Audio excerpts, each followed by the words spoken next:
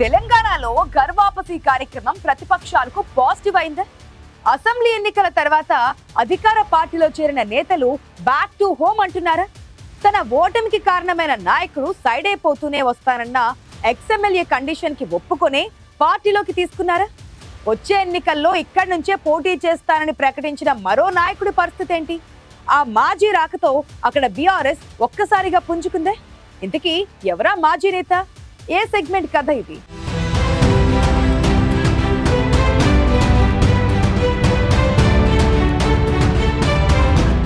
ఉమ్మడి ఆదిలాబాద్ జిల్లాలో సిర్పూర్ నియోజకవర్గ రాజకీయాలు రోజురోజుకు అగ్గిని రాజేస్తున్నాయి. బీఆర్ఎస్ నేత ఆర్ఎస్ ప్రవీణ్ కుమార్, మాజీ ఎమ్మెల్యే కోనేరు కోనప్ప మధ్య ముదిరిన రాజకీయ విభేదాలు తీవ్రస్థాయికి చేరాయి. 2023 అసెంబ్లీ ఎన్నికల్లో సిర్పూర్ నుంచి బీఆర్ఎస్ అభ్యర్థిగా కోనేరు కోనప్ప, బీఎస్పీ నుంచి ఆర్ఎస్ ప్రవీణ్ కుమార్ పోటీ చేశారు.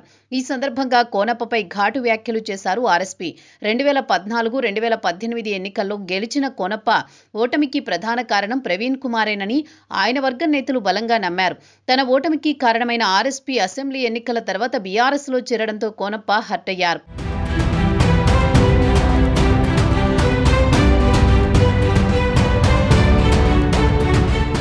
తనని నోటికొచ్చినట్లు తిట్టిన నాయకుణ్ణి తనకి తెలియకుండా పార్టీలో చేర్చుకోవడంతో కోనప్ప కారు దిగేశారు. ఆయన పార్టీ మారారే కానీ ఏ సందర్భంలో కూడా బీఆర్ఎస్ పార్టీని, ఆ పార్టీ నేతలను ఎక్కడా విమర్శించింది లేదు. కొన్ని సందర్భాల్లో తన దేవుడు కేసీఆరేనని బలంగా చెప్పారు. కాంగ్రెస్ లో చేరడానికి ముందు నియోజకవర్గ అభివృద్ధికి సంబంధించిన ఆయన కొన్ని అంశాలను సీఎం ముందు పెట్టారు. రేవంత్ రెడ్డి సరేననడంతో కోనప్ప బీఆర్ఎస్ కి గుడ్ బై చెప్పి హస్తంతో దోస్తీ కట్టారు.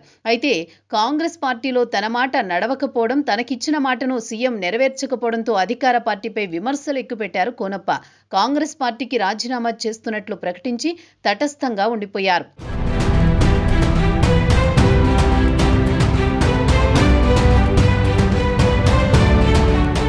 మాజీ ఎమ్మెల్యే కోనేరు కోనప్పను తిరిగి పార్టీలోకి తీసుకొచ్చేందుకు బీఆర్ఎస్ రాష్ట్ర, జిల్లా స్థాయి నేతలు కూడా ఆయనతో చర్చలు జరిపారు. అయితే తన నియోజకవర్గంలో ఆర్ఎస్ ప్రవీణ్ కుమార్ ఉంటే తాను రానని గతంలోనే కోనప్ప పార్టీ నేతలకు చెప్పినట్టు ప్రచారం కూడా జరిగింది.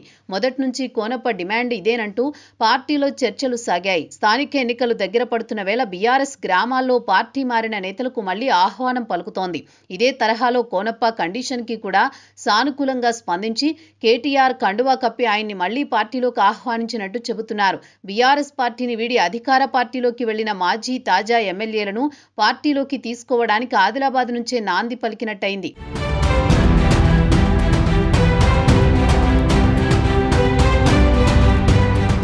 సిర్పూర్ విషయంలో ఆర్ఎస్పీ కాంప్రమైజ్ అయ్యారా, అవుతారా అన్న చర్చ జరుగుతోంది. ఎందుకంటే కొన్నాళ్ల క్రితం ప్రవీణ్ కుమార్ కాగజ్ నగర్ లో నిర్వహించిన మీడియా సమావేశంలో వచ్చే ఎన్నికల్లో తానే నియోజకవర్గంలో బీఆర్ఎస్ అభ్యర్థిగా పోటీ చేస్తానని ప్రకటించారు. కానీ ఇప్పుడు అధిష్టానం తీసుకున్న నిర్ణయంతో ప్రవీణ్ కుమార్ ఏం చేస్తారనేది ప్రశ్నగా మిగిలిపోయింది. ఇప్పటికే కేటీఆర్, హరీష్ ఆర్ఎస్పీతో మాట్లాడిన తర్వాతనే కోనప్పను తిరిగి పార్టీలోకి తీసుకున్నట్టు ప్రచారం జరుగుతోంది. మాజీ ఎమ్మెల్యే గువ్వల బాలరాజు కాషాయ కండువా కప్పుకోవడంతో నాగర్ కర్నూల్ మాజీ ఎమ్మెల్యే మర్రి జనార్దన్ రెడ్డిని అచ్చంపేట తాత్కాలిక ఇన్ఛార్జిగా నియమించారు. ఆర్ఎస్ ప్రవీణ్ కుమార్ ని అచ్చంపేట బీఆర్ఎస్ ఇన్ఛార్జిగా నియమించడానికి పార్టీ అధిష్టానం సిద్ధమైందనే వార్తలు తెరపైకొస్తున్నాయి. లోక్సభ ఎన్నికల్లో నాగర్ కర్నూల్ ఎంపీ అభ్యర్థిగా పోటీ చేసి ఓడిపోయారు ఆర్ఎస్పీ. ఆయనకు అచ్చంపేట అప్పగిస్తే అక్కడ నాయకత్వ సమస్య తీరటంతో పాటు సిర్పూర్ సమస్యకు కూడా చెక్ పెట్టొచ్చన్నది గులాబీ పార్టీ పెద్దల అభిప్రాయంగా తెలుస్తోంది.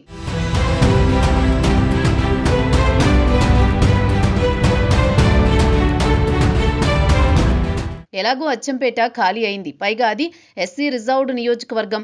అందుకే అక్కడ ఆర్ఎస్ ప్రవీణ్ కుమార్ ని బరిలోకి దించి సిర్పూర్లో కోనప్పను తిరిగి తీసుకుంటే వాళ్ళిద్దరి మధ్య పంచాయతీకి కూడా పరిష్కారం దొరుకుతుందని ఆలోచన చేశారట గులాబీ నేతలు.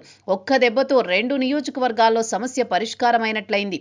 కోనప్ప తిరిగి సొంత గూటికి చేరడంతో సిర్పూరు నియోజకవర్గంలో బీఆర్ఎస్ పార్టీకి 1000 ఏనుగుల బలం వచ్చినట్టుంది. మరి ఆర్ఎస్పీ సిర్పూర్ క్యాడర్ కి చెప్పిన మాటకే కట్టుబడి ఉంటారా, లేదంటే అధిష్టానం చెప్పినట్టు అచ్చంపేటకు షిఫ్ట్ అవుతారా అనేది తేలాల్సి ఉంది.